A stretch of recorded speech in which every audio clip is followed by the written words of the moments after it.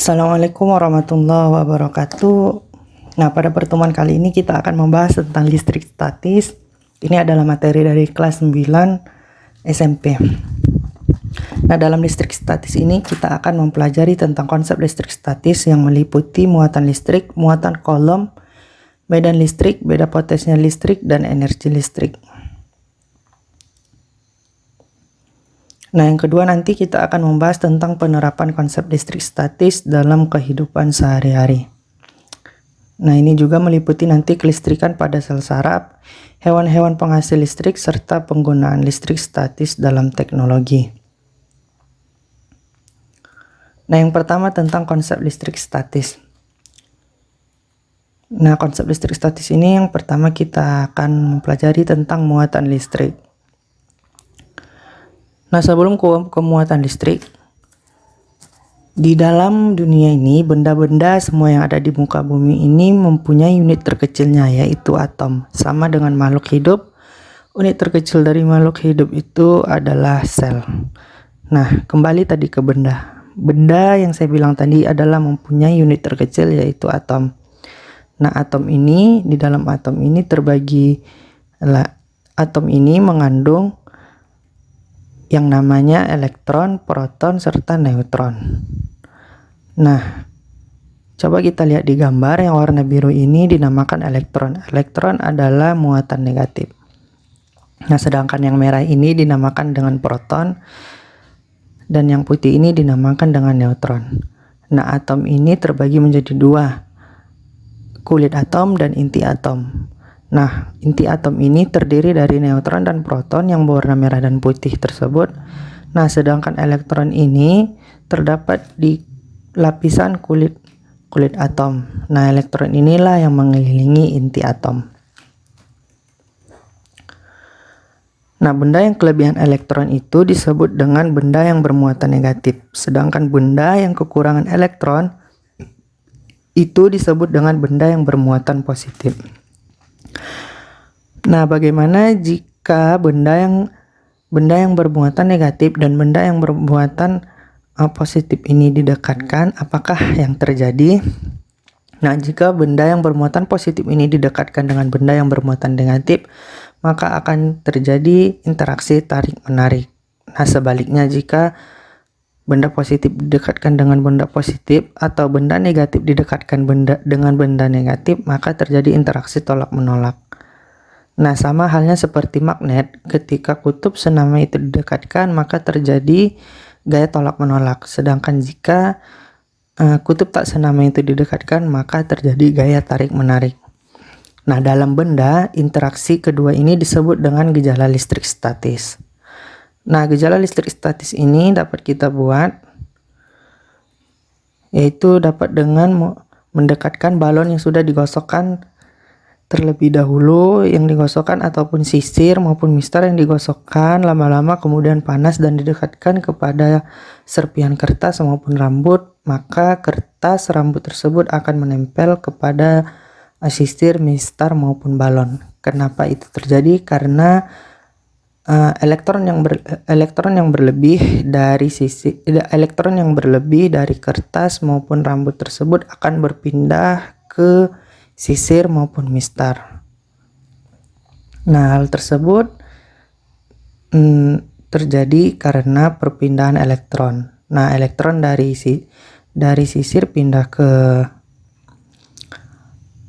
elektron dari kertas pindah ke sisir, itu mengakibatkan proton dari kertas akan mengikat elektron di sisir. Nah, contoh yang lain dapat kita lihat pada kaca dan kain sutra, mistar plastik dan rambut, balon dan kain wol, ebonit dan kain wol. Nah, selanjutnya kita mempelajari tentang hukum kolom. Nah, hukum kolom ini dikemukakan oleh Charles Augustin de Coulomb 1736 sampai 1806.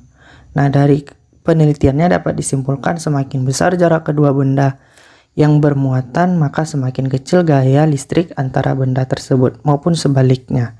Artinya, jika kedua benda itu yang bermuatan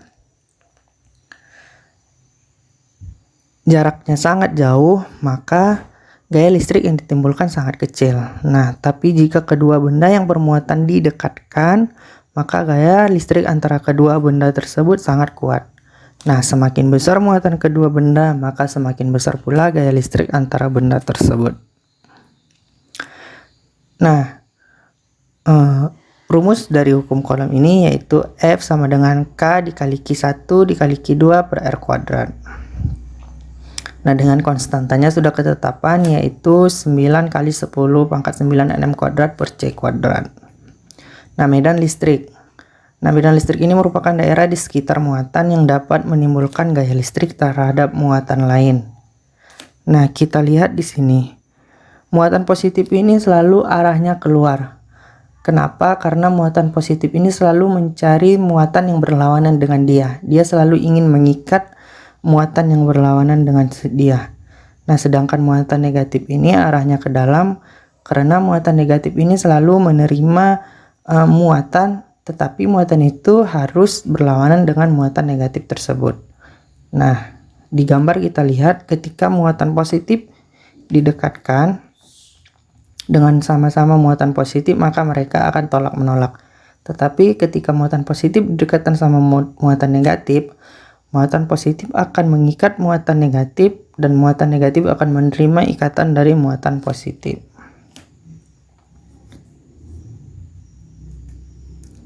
Nah, rumus dari kuat medan listrik ini dapat kita cari dengan E sama dengan V F per K atau E sama dengan K dikali Q per R kuadrat. Selanjutnya kita membahas tentang beda potensial listrik dan energi listrik. Nah, coba perhatikan gambar ini. Ini gambar kilat atau fenomena petir yang terjadi di langit ketika turun hujan ataupun ketika hujan ingin turun. Nah, kenapa kilat ini dikaitkan dengan listrik? Nah, seorang peneliti yang bernama Benjamin Franklin telah meneliti bahwa kilat yang ada di bumi ini mengandung energi listrik. Nah, kilat ini terjadi karena adanya beda potensial di dalam awan. Nah, awan itu mengandung elektron. Nah, elektron dalam awan itu berbeda-beda. Ada yang kelebihan elektron dan ada yang kekurangan elektron.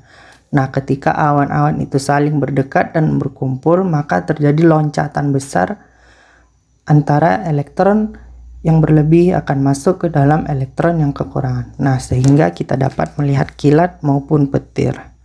Nah, Benjamin Franklin telah merumuskan beda potensial listrik ini dapat dicari dengan W per Q, energi listrik per muatan listrik. Nah, selanjutnya penerapan listrik statis dalam kehidupan sehari-hari. Yang pertama, kelistrikan pada sel saraf. Nah, tubuh kita ini menunjukkan adanya gejala kelistrikan. Nah, kelistrikan itu dapat terjadi pada saraf yang disebabkan adanya impuls atau sinyal pada sel saraf. Nah, kajian yang khusus mempelajari tentang aliran impuls pada tubuh manusia itu dapat disebut dengan biolistrik.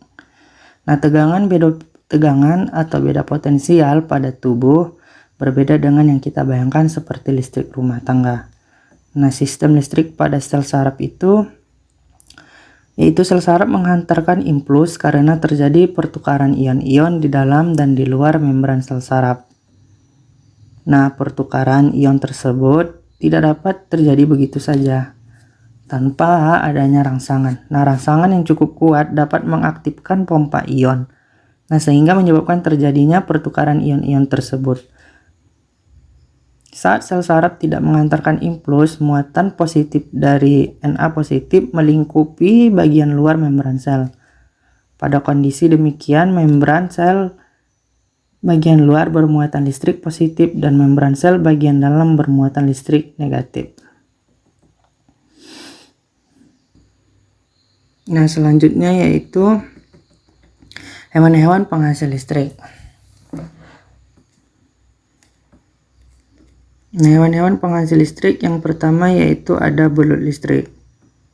Nah, mungkin tidak asing lagi pada belut listrik ini bahwa belut listrik ini mempunyai listrik di bagian sekujur tubuhnya. Nah, yang kedua ada ubur-ubur. Sengatan ubur-ubur ini mengandung listrik. Nah, ketika manusia tersengat oleh sengatan ubur-ubur ini dapat berdampak kepada kematian karena sengatan listrik dari ubur-ubur ini sangat kuat sehingga melemahkan sel-sel saraf pada tubuh manusia. Nah, yang ketiga, gambar tersebut terlihat seperti landak, tetapi itu bukan landak, itu adalah echidna. Nah, echidna ini memiliki ponjong yang memanjang yang berfungsi sebagai pengirim sinyal-sinyal listrik untuk menemukan serangga atau mangsanya.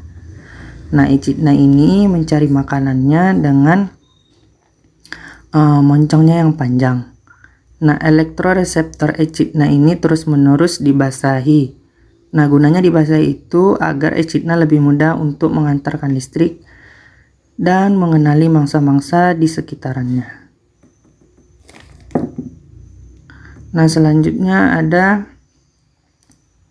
hiu kepala martil. Nah, hiu kepala martil ini memiliki ratusan ribu reseptor atau sel penerima rangsangan listrik. Hiu kepala martil ini mampu menerima sinyal listrik hingga 0,5 miliar volt. Nah, hiu kepala martil ini biasanya menggunakan kemampuan mendeteksi sinyal listrik untuk mengetahui letak mangsa di bawah pasir dan menghindari keberadaan predator yang mengganggunya, dan mendeteksi arus laut yang bergerak sesuai medan magnet bumi. Nah, selanjutnya ada ikan pari listrik. Nah, ikan pari listrik ini mampu mengendalikan tegangan listrik yang ada pada tubuhnya.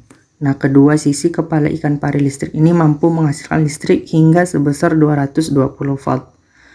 Besaran tegangan ini sama seperti besaran listrik yang ada pada rumah tangga. Nah, yang terakhir dalam materi ini kita akan membahas tentang penggunaan listrik statis dalam teknologi. Yang pertama adalah pengendapan elektrostatis pada cerobong asap.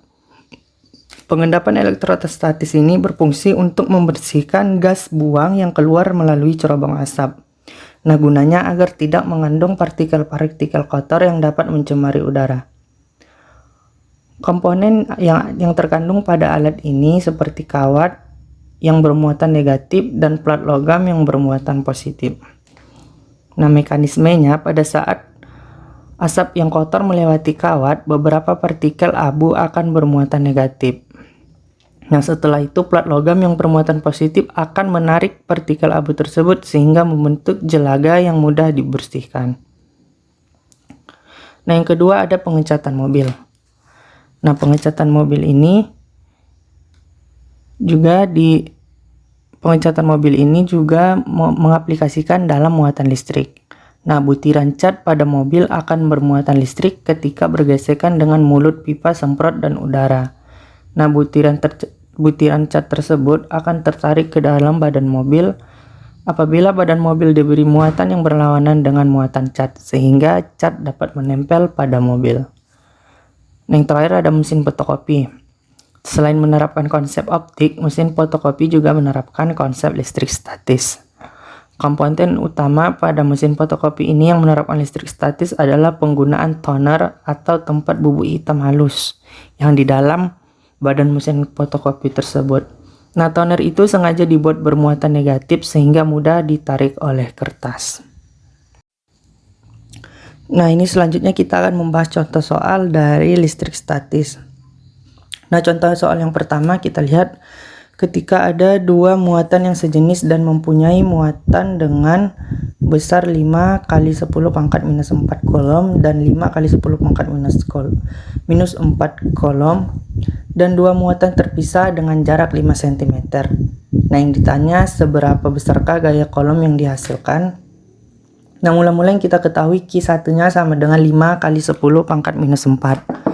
Nah, Q2 nya 5 kali 10 pangkat minus 4 juga. Nah, jaraknya tadi katanya 5 cm. Berarti 5 cm ini harus kita rubah ke meter dulu. Berarti 0,05 atau 5 kali 10 pangkat minus 2. Nah, yang ditanya adalah F sebetulnya ya. Ini salah. Kita perbaiki dulu. Yang ditanya F. Oke, sudah. Nah, F sama dengan rumusnya tadi K dikali Q1 dikali Q2 per R kuadrat. Nah, perlu diingat kalau di dalam soal K-nya tidak diketahui, K itu sudah ketentuan yaitu 9 dikali 10 pangkat 9 NM kuadrat C NM kuadrat C kuadrat. Nah, kita masukkan K-nya 9 kali 10 pangkat 9 NM kuadrat C kuadrat. Q1-nya tadi 5 kali 10 pangkat minus 4. Q2-nya juga. Dan R-nya tadi 5 kali 10 pangkat minus 2 M. Nah, jangan lupa dikuadratkan. Nah, kita masukkan ke operasi matematika di mana ketika bilangan itu berpangkat, maka pangkatnya ditambahkan kalau dia dikalikan. Nah, 9, 5 dan 5 kita dekatkan, kemudian pangkatnya kita tambahkan. 9 ditambah minus 4 ditambah minus 4 per 5 dikali 10 pangkat minus 2 kuadrat. M-nya mati, C-nya mati. Nah, 9 kali 5 kali 5 sama dengan 225. 9 ditambah minus 4 ditambah minus 4 hasilnya 1 per 25, karena 5 dikuadratkan sama dengan 25, 10 pangkat minus 2 dikuadratkan sama dengan 10 pangkat minus 4. Nah, 225 per 25 ini mati dan hasilnya adalah 9 dikali 10 pangkat 5 N. Nah, untuk soal yang kedua, diketahui sebuah muatan memiliki Q1 sebesar 8 dikali 10 pangkat minus 6C dan Q2 sebesar 5 dikali 10 pangkat minus 6C. Nah, jarak antara kedua muatan tersebut sebesar 10 cm. Hitunglah besar gaya listrik yang dikeluarkan dari kedua muatan tersebut. Nah, dengan ketentuan K-nya 9 kali 10 pangkat 9. Nah, kita ketahui Q1-nya itu 8 dikali 10 pangkat minus 6. Q2-nya 5 kali 10 pangkat minus 6. Nah, R-nya 10 cm, kita rubah ke meter menjadi 0,1 meter. Nah, K-nya tadi sudah ketentuan. Nah, sekarang yang ditanya adalah F. Nah, kita jawab. Rumusnya sama seperti tadi. F sama dengan K dikali Q1 per Q2 per R kuadrat. Nah, kita masukkan nilainya. K-nya tadi 9 kali 10 pangkat 9.